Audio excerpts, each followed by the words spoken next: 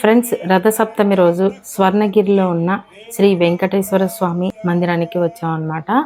Morning మేము యాదగిరిగుట్టకు వెళ్ళి మధ్యాహ్నం లంచ్ తర్వాత ఈ టెంపుల్కి వచ్చాము, వెంకటేశ్వర స్వామి టెంపుల్కి. అబ్బా, ఎంత బాగుందో తెలుసా ఫ్రెండ్స్.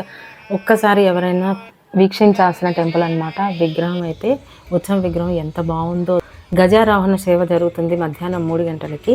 చక్క పిల్లలందరూ కోలాట వాడుతున్నారు. మంచిగా ఎంత బాగా జరిగిందంటే తిరుమలలో జరిగినట్టే ఫీలింగ్ అనమాట నాకు.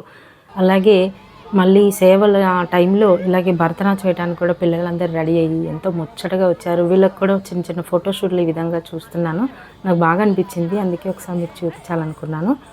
సో వీళ్ళు ఈవినింగ్ 6 o'clockకి అశ్వారోహణ సేవ అంటే గుర్రం మీద స్వామివారు ఊరేగిస్తారనమాట మాడవీధుల్లో.